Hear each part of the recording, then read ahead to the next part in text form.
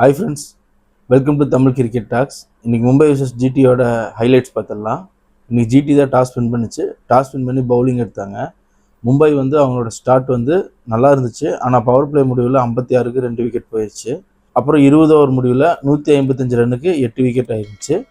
அப்புறம் மும்பையோட பேட்டிங்னு பார்த்தீங்கன்னா will Jacks 53 run அடிச்சிருந்தாங்க. அப்புறம் ஸ்கை 35 ரன்னு. அப்புறம் கார்ட்வின் பாஷுங்கிற பிளேயர் 27 ரன் அடிச்சிருந்தாங்க. ஜிடியோட பவுலிங்னு பார்த்தீங்கன்னா சாய் கிஷோர் மட்டும் 2 விக்கெட் எடுத்திருந்தாப்படி. ஜிடி 156 ரன் டார்கெட்டுக்காக அவங்களோட இன்னிங்ஸ் ஆரம்பித்தாங்க. அவங்களோட ஸ்டார்ட் ஸ்லோவாக தான் இருந்துச்சு. பவர் பிளே முடியல 29 ரன்னுக்கு 1 விக்கெட் போயிருந்துச்சு.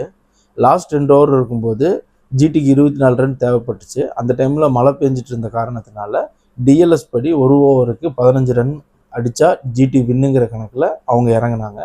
அதில் பார்த்தீங்கன்னா அவங்க அதை ஜெயிச்சிட்டாங்க. இதன் மூலமாக ஜிடி 3 விக்கெட் வித்தியாசத்தில் ஜெயிச்சிருச்சு.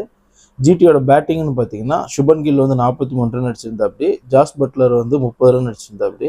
அப்புறம் ருத்ரோட் ஃபோர்டு கொஞ்சம் ஸ்பீடாக ஒரு 28 ரன் அடிச்சிருந்தாப்படி. மும்பையோட பவுலிங்னு பார்த்தீங்கன்னா அஸ்வினி குமார், அப்புறம் போல்ட்டு, அப்புறம் பும்ரா இவங்க தலா 2 விக்கெட் எடுத்திருந்தாங்க. இதன் மூலமாக பார்த்தீங்கன்னா ஜிடி 11க்கு 8ன்னு டேபிளில் நம்பர் 1 இடத்துல இருக்குது. இப்போது stay tune for more IPL update. அப்புறம் நான் என் சேனலுக்கு லைக் பண்ணுங்கள், ஷேர் பண்ணுங்கள், சப்ஸ்கிரைப் பண்ணுங்கள் ஃப்ரெண்ட்ஸ். பாய்.